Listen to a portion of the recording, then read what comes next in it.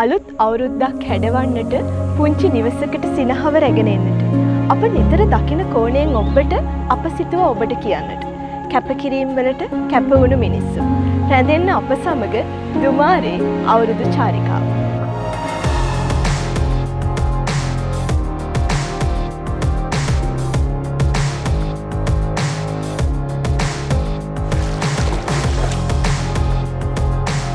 සතා දීපාට පවා දැන් අපි කරන කොයි තැනන්නේ උන්ගේ ආහාරයක් දැන් අරක ඉස්තර කතාවක් තියෙනවානේ එක පිරිමි දරුවෙක් ඉපදුනොත් සතු දීපා සාදුකාර දෙනවා කියලා. දැන් මගේ පරමාර්ථය මේකයි. සිංහල අවුරුද්ද එන්නේ ඉතලා මං උත්සාහය කරේ කුඹුරු රටි ඉවර කරගන්න. දැන් මට අවුරුද්ද කෑවා වගේ සමානයි. දැන් මට අවුරුද්ද කෑවා වගේ සමානයි.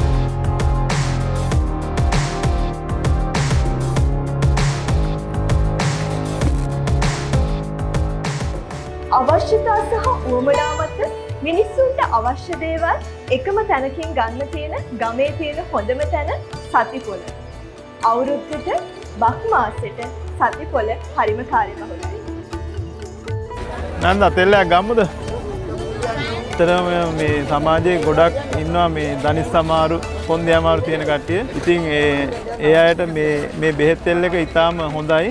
පරම්පරා 14 විතර පරණයි. මම තමයි 14 වෙනි පරම්පරාව, වෙද පරම්පරාව. මේක මේ පරම්පරාව වෙද පොත. අපඩන් කා ගම්මිරිස්සේ වෙන්නම්ම. දැන් හොඳට මඩු අලල උණුවේම දැන් 200 වගේ කිලෝ එක. එහෙම තත්ත්වයක් තියෙනවා අයියා. ජනතාවට හොඳයි මේ සැරේ නම් හොඳටම. දෝෂි මුරුක්කු බූන්දි පූල් දෝෂි.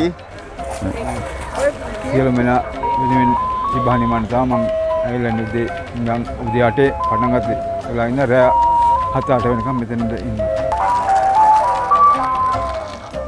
මිනිස්සු සමහරලාට සන්තෝෂයෙන් වැඩිපුර දීලා දැන් යන්න පුළුවන්. නැත්නම් ඉතින් අපි බයිසිකල් එක රුපියල් 50ක්, ටීවීල් එක රුපියල් 100ක් වගේ මුදලක් තමයි ඉතින් ගන්න ඉතින්. රුපියල් 4-5ක් විතර හොයාගන්න. ඔබ ඉතින් හෙල්මට් නැති වෙන මිනිස්සුන්ගේ බයිසිකල් වල කෑලි ගලවනවා. ඒ වගේ දේවල් වෙනවනේ. ඒවෙන් අපි ඒවා නැතුව ප්‍රේතම් කරලා දෙනවා. අපිත් ඒකෙන් යැපෙනවා. යැපෙන්න වාගේම ඉතින් තව පාරිභෝගිකයන්ට සේවයක් වෙනවා. මහ කන්නේ අස්වැන්න බක් මහට තියාගන්නවා. යල කන්නේ අස්වද්දන ගමන් අවුරුද්දට ගොවියෝ හැමෝම සූදානම් වෙනවා.